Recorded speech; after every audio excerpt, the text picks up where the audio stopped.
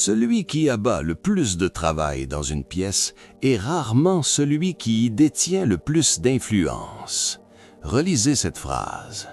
L'individu qui multiplie les heures de labeur, qui répond à chaque sollicitation, qui arbore sa fatigue comme une médaille d'honneur, cet individu, la plupart du temps, ne fait que subir les événements.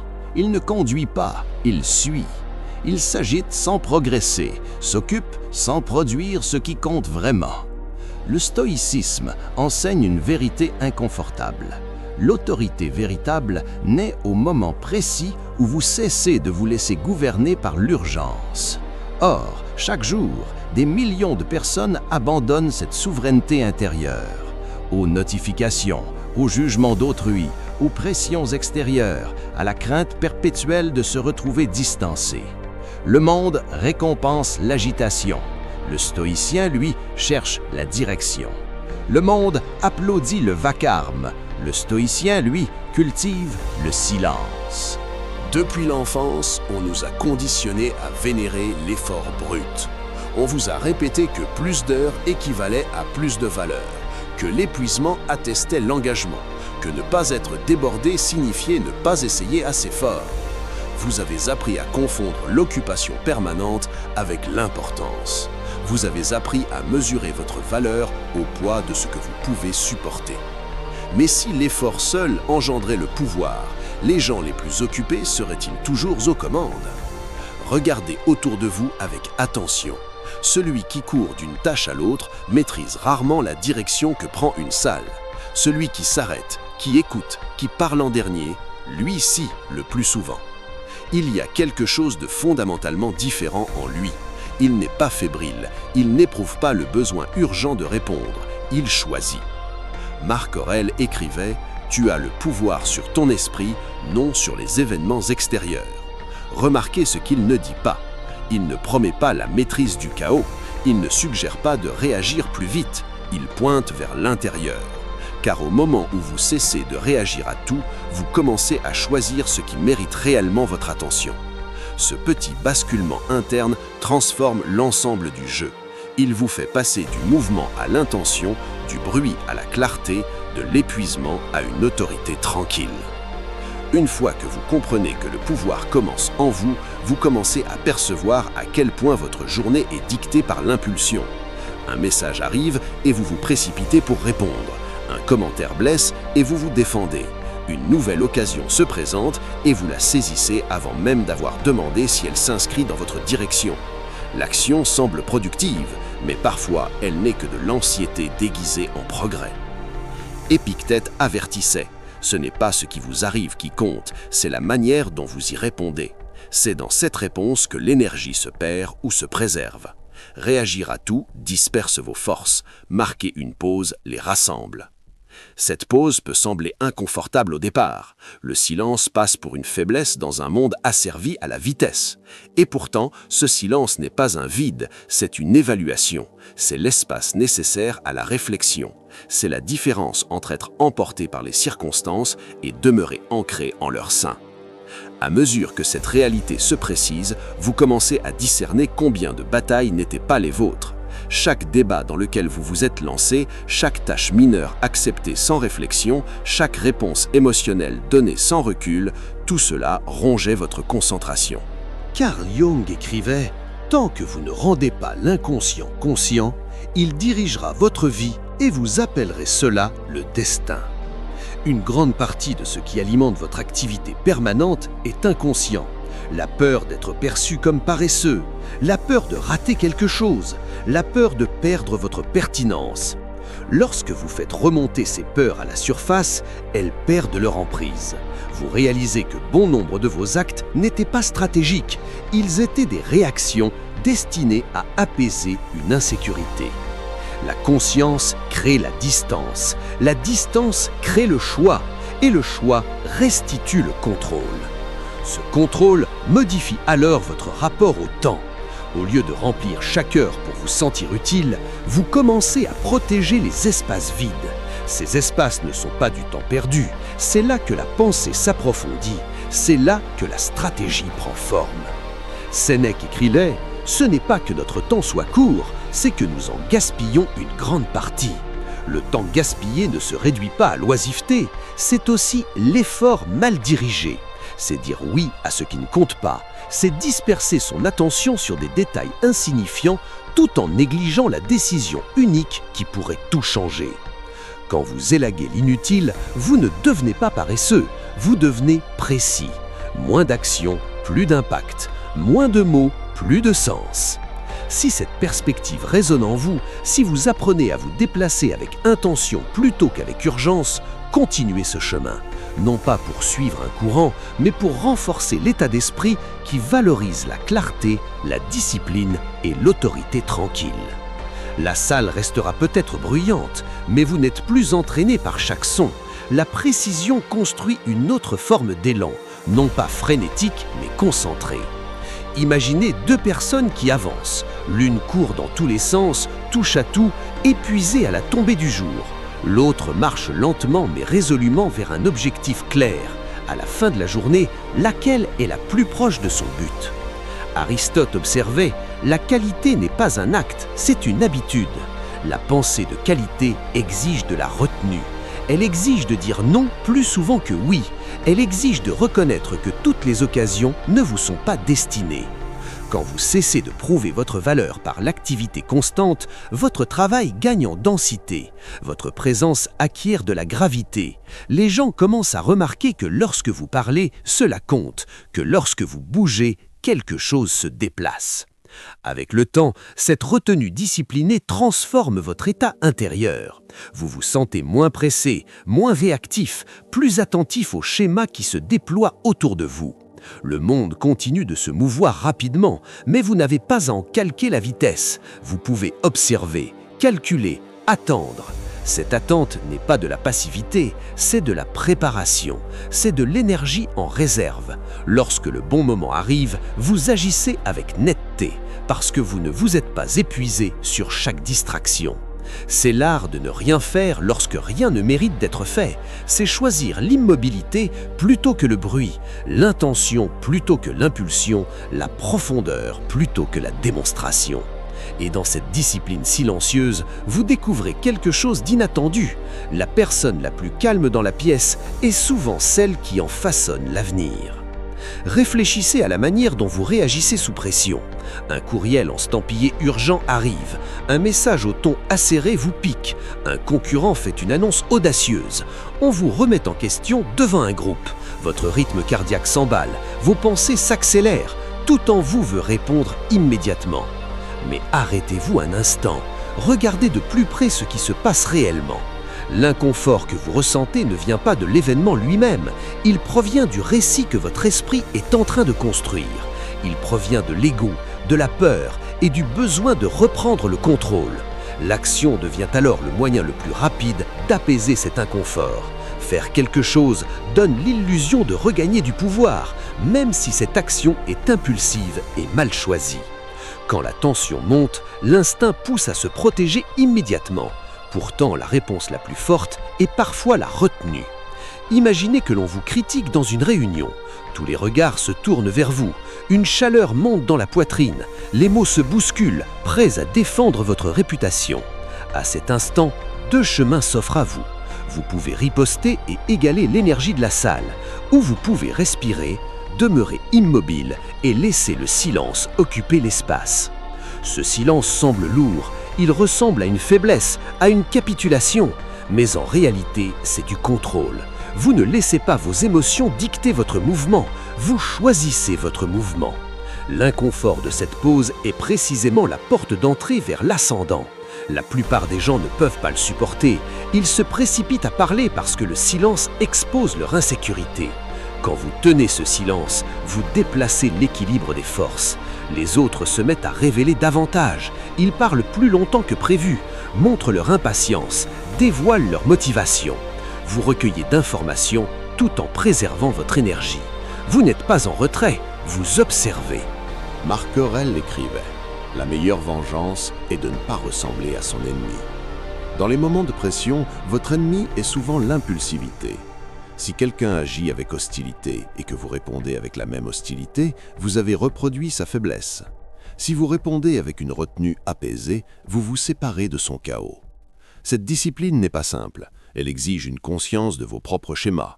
Bien des réactions semblent inévitables parce qu'elles sont ancrées dans des peurs inconscientes, la peur d'être perçu comme faible, la peur de perdre votre statut, la peur d'être incompris. Quand vous prenez conscience de ces peurs, vous réalisez que la pression n'est pas extérieure, elle est intérieure. Le courriel n'est que des mots, le commentaire n'est que du son, le mouvement du concurrent n'est que de l'information. La signification que vous y attachez crée l'urgence. La conscience dessert cet attachement. Elle vous offre un espace entre le stimulus et la réponse. Et cet espace change tout. Dans cet espace, vous pouvez vous demander si cette situation mérite réellement toute votre énergie. Toutes les provocations ne sont pas des menaces.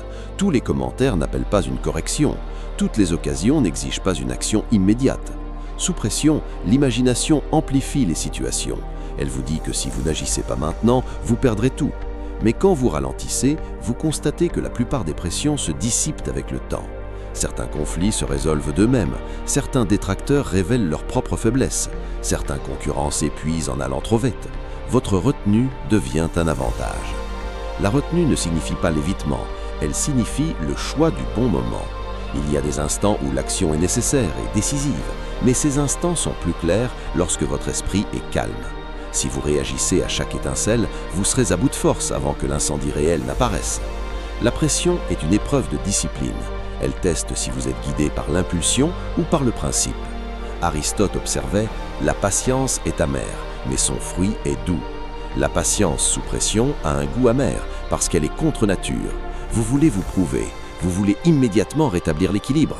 Pourtant, quand vous attendez, quand vous évaluez, quand vous répondez plutôt que vous ne réagissez, le résultat vous est souvent favorable. À mesure que cela s'inscrit dans votre caractère, les gens commencent à noter quelque chose de différent. Vous n'êtes pas facilement ébranlé, vous ne vous précipitez pas dans les querelles, vous ne courez pas après chaque occasion qui s'illumine devant vous. Vous pesez vos mots, vous mesurez vos pas. Cela ne vous rend pas lent, cela vous rend précis. Sous pression, la précision est le pouvoir. Il existe une différence fondamentale entre la passivité et le contrôle, et la plupart des gens les confondent. La passivité, c'est l'abandon, c'est dériver, c'est laisser la vie vous pousser dans n'importe quelle direction sans résistance. Le contrôle, en revanche, est délibéré, c'est choisir de ne pas bouger. C'est la force de rester ancré quand chaque voix autour de vous réclame de l'action. À première vue, l'immobilité et la faiblesse peuvent se ressembler, toutes deux paraissent inactives. Mais l'intention qui les sous-tend est radicalement différente. L'une est une résignation, l'autre est une stratégie. Si vous ne savez pas les distinguer, vous vous précipiterez dans des batailles inutiles, ou vous vous retirerez précisément quand vous devriez tenir bon. Imaginez un échiquier. L'amateur déplace ses pièces rapidement, il y a du mouvement, de l'agitation, de l'énergie. Cela semble impressionnant, mais c'est souvent imprudent. Le joueur expérimenté, lui, reste immobile. Il étudie le plateau. Des minutes s'écoulent. De l'extérieur, cela ressemble à de l'hésitation. Pourtant, tout se passe. Ce joueur calcule les conséquences, trace les schémas, anticipe les réponses qui ne se font pas encore produites. Il préserve son énergie, il attend de la clarté. Quand il finit par bouger, le plateau se transforme d'une manière qui est difficile d'inverser. La différence n'est pas seulement l'intelligence, c'est la discipline. Dans la vie quotidienne, le même phénomène se manifeste. Quand les marchés paniquent, la foule vend précipitamment, emportée par la peur. Quand les rumeurs se propagent, la foule ajoute sa voix, avide d'être impliquée. Quand la tension monte dans une pièce, la foule réagit d'abord et réfléchit ensuite. Il est plus facile de suivre la vague que d'y résister.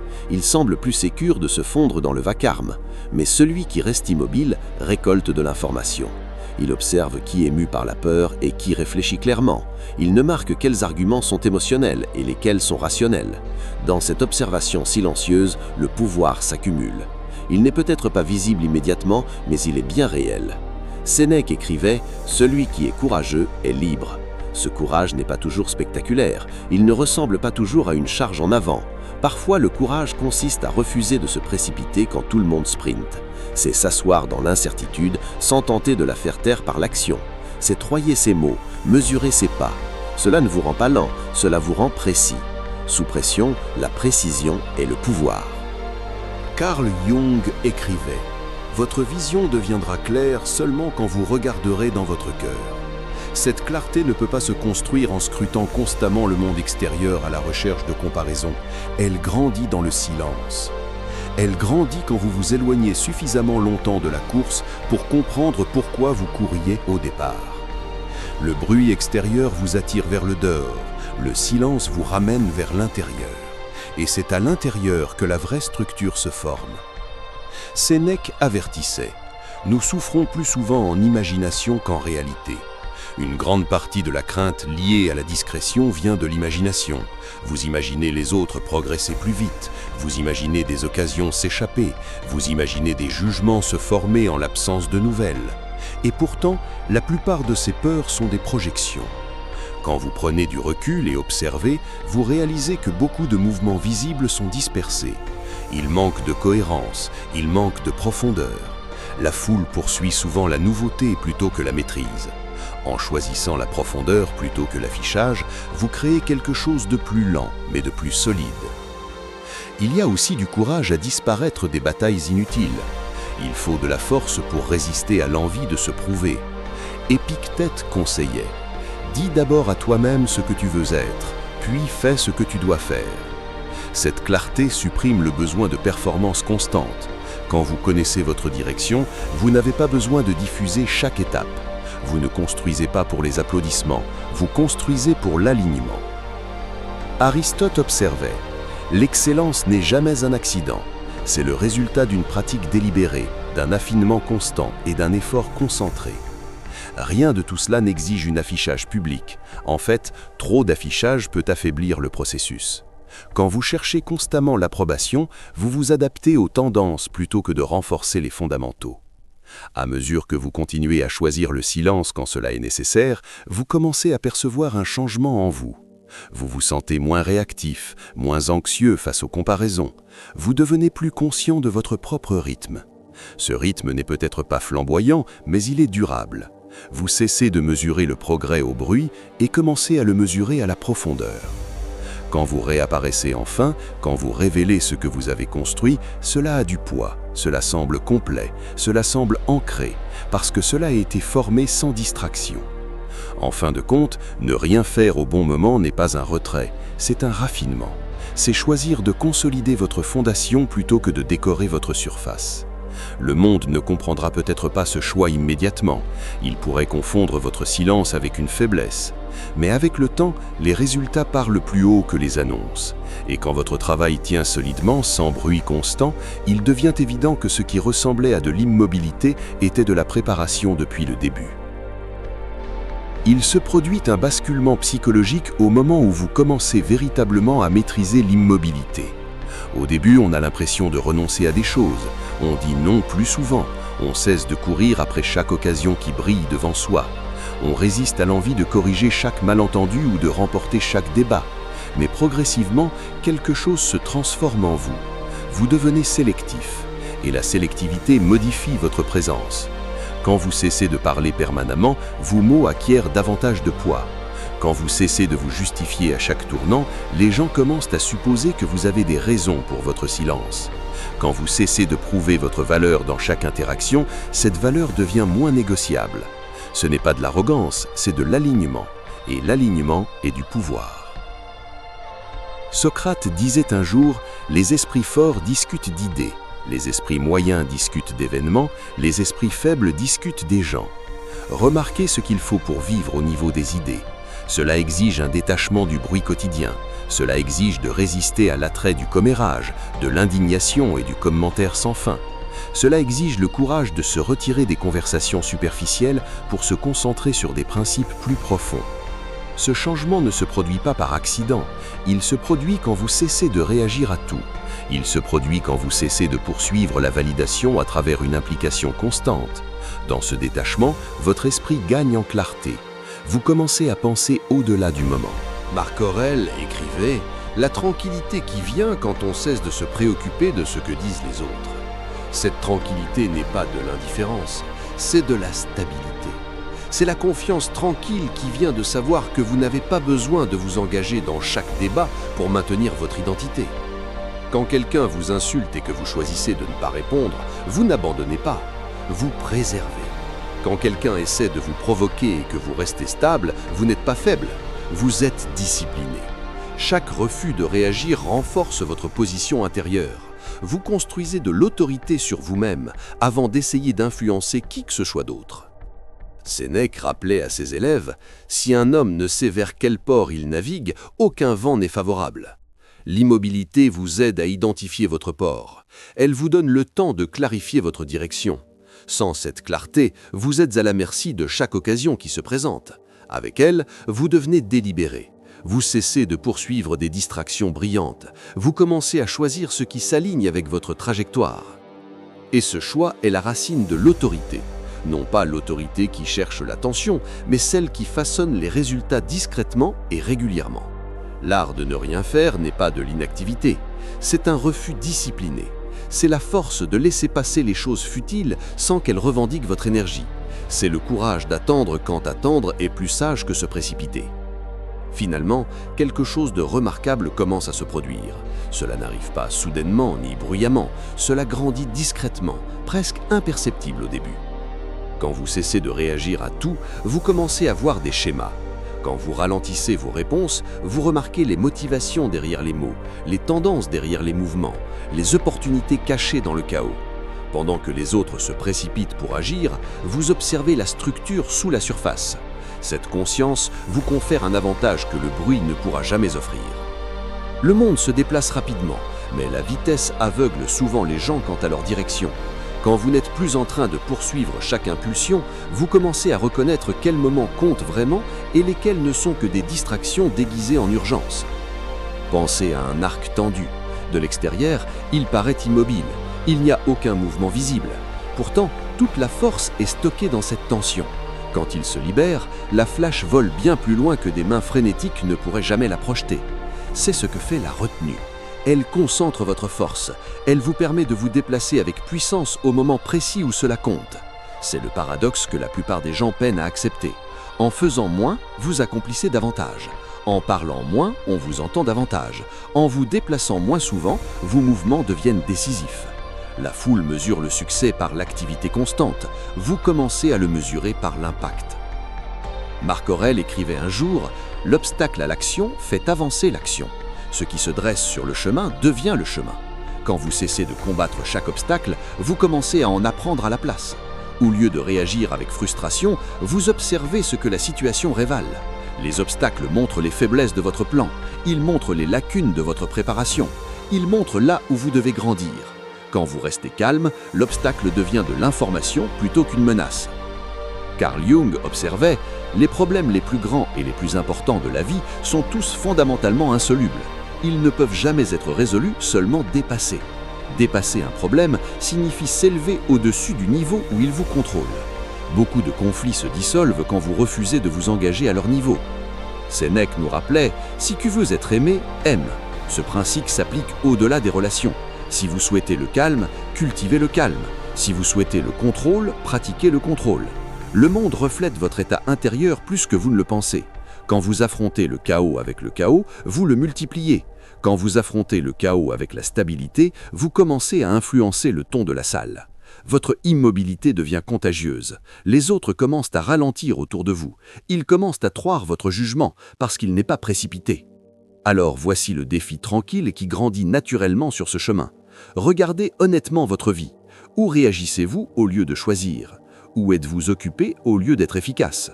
Où remplissez-vous le silence parce qu'il vous met mal à l'aise ? Ces questions ne sont pas là pour vous juger. Ce sont des invitations à vous affiner. Chaque réaction inutile est une opportunité de pratiquer la retenue. Chaque décision impulsive est une chance de prendre du recul la prochaine fois. La croissance se produit dans ces petits moments de conscience. L'art de ne rien faire n'est pas de la paresse, c'est une retenue disciplinée, c'est une clarté stratégique, c'est un contrôle émotionnel façonné à travers des choix répétés. Une fois que vous commencez à le maîtriser, vous ne ressentez plus le besoin de saisir chaque ouverture. Vous ne paniquez plus quand les autres se précipitent en avant. Vous ne confondez plus le mouvement avec le progrès. Vos actions deviennent délibérées, vos mots deviennent mesurés, votre énergie devient concentrée. Et dans un monde accro au bruit, ce calme devient votre plus grand atout. Il y a une dernière couche de cela que la plupart des gens ne considèrent jamais. Quand vous pratiquez l'immobilité délibérée suffisamment longtemps, vous commencez à modifier votre expérience du temps lui-même. Vous cessez de vous sentir bousculé par chaque échéance et pressurisé par chaque horloge extérieure. Vous réalisez que l'urgence est souvent fabriquée, créée par des attentes, des comparaisons et la peur de manquer quelque chose. Quand vous vous détachez de cette vitesse artificielle, votre pensée s'approfondit. Vous cessez de mesurer votre vie en courtes rafales d'activité et commencez à la mesurer en longues courbes de croissance. Ce changement vous confère de la patience, et la patience se compose silencieusement avec le temps. Vous devenez également plus difficile à manipuler. On ne peut pas vous provoquer aussi facilement. On ne peut pas vous pousser à prendre des décisions que vous n'avez pas pleinement examinées. Quand quelqu'un essaie de vous précipiter, vous le remarquez. Quand quelqu'un essaie de vous culpabiliser pour agir, vous voyez la tactique clairement. Votre calme devient un bouclier, non pas agressif, mais stable.